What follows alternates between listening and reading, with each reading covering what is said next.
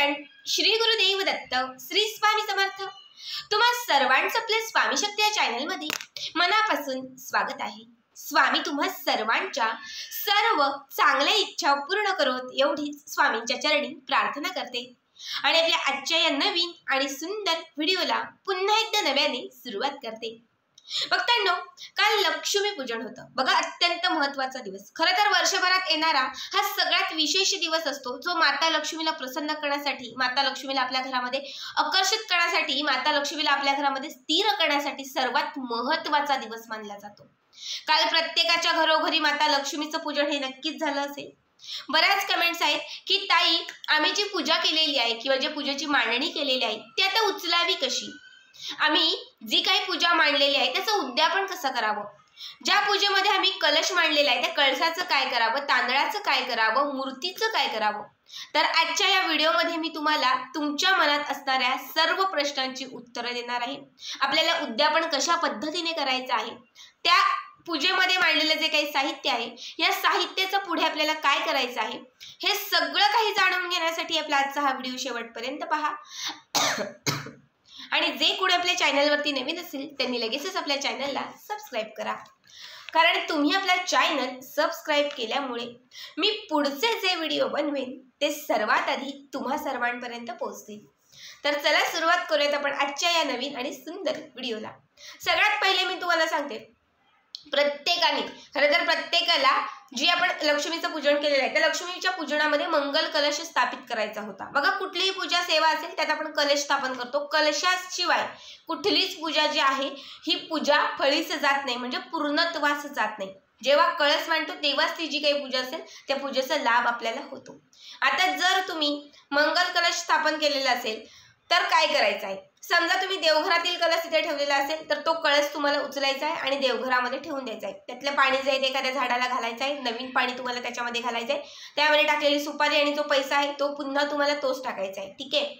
समजा तुम्ही मंगल कलश नव्याने भरलेला आहे, ताई आम्ही नवीन नारळ आणून नवीन कळश भरलेला आहे, देवघरात ऑलरेडी कळस आहे, मग आता याचं काय करावं, तर हा नारळ जो आहे तो फोडायचा आहे, कारण हा मंगल कलश आहे, ठीक आहे, कुलदेवीचा कळस नाहीये।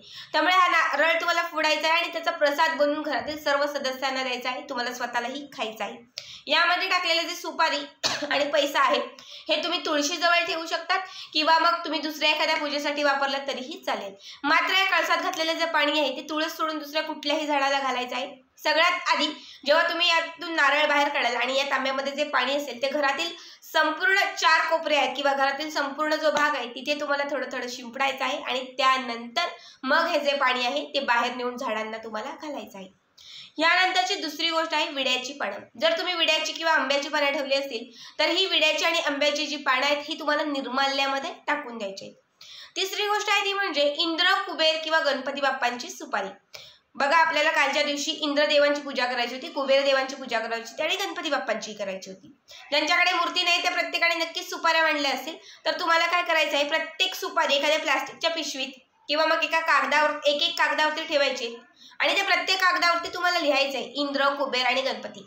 पुढच्या वर्षी जेव्हा पुन्हा तुम्ही हे पूजन कराल तर त्यावेळेस तुम्ही या 3ही सुपाऱ्या ज्या आहेत ते पूजेमध्ये वापरू शकतात किंवा याच्या पुढे ज्या पूजा येतील 1 महिन्यात, 15 दिवसात, अगदी उद्याही, तर तुम्ही त्या पूजनसाठी देखील या सुपाऱ्या ज्या त्या वापरू शकतात। सुपारीचं असं काहीच नाही की वापरली की ती निर्माल्यात टाकू शकतो, सुपारी तुम्ही कितीही पूजनसाठी एकच वापरली तरीही चालते। त्यामुळे ह्या सुपाऱ्या तुम्हाला ठेवून द्यायच्या आहेत आणि पुढच्या ज्या काही पूजा असेल त्या पूजांमध्ये तुम्हाला वापरायच्या आहेत। यानंतर बघा, तुम्ही ज्या लाहे बतासे ठेवून दिलेले असतील तर हे लाहे आणि बतासे जे आहेत हे तुम्हाला प्रसाद समजून खायचे, तुमच्या घरातीलच सदस्यांनी खायचे आहेत।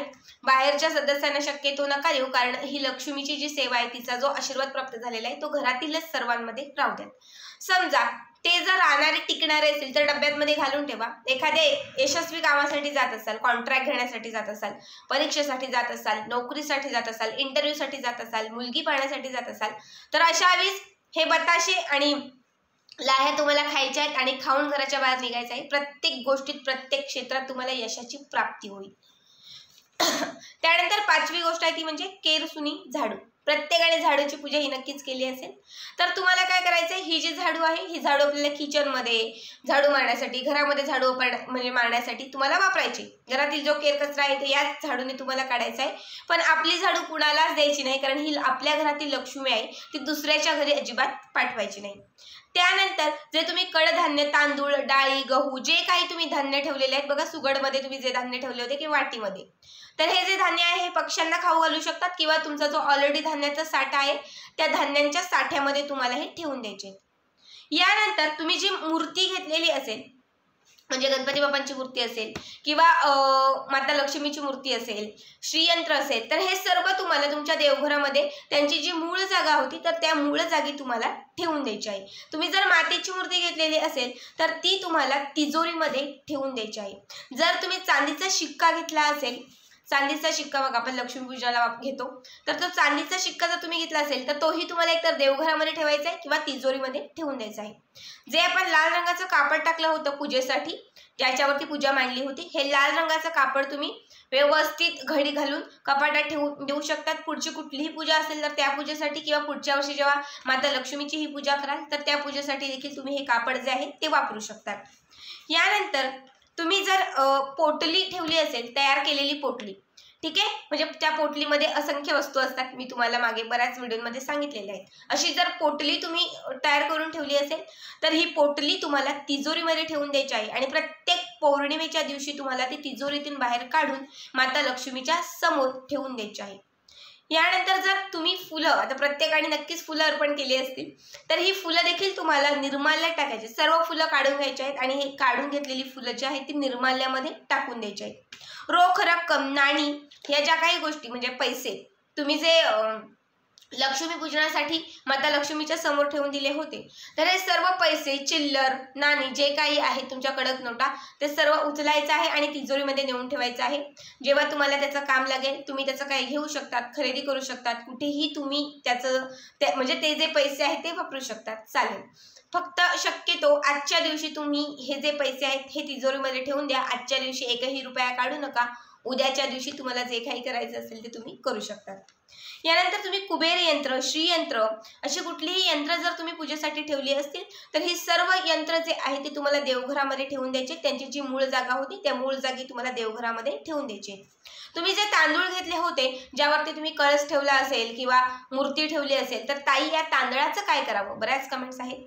तर तुम्हाला काय करायचं आहे, हे जे तांदूळ आहेत हे तुम्हाला पक्ष्यांना खाऊ घालायचे आहेत किंवा मग तुमचा जो तांदळाचा साठा आहे तर त्या तांदळाच्या साठ्यामध्ये तुम्हाला टाकून द्यायचे आहे.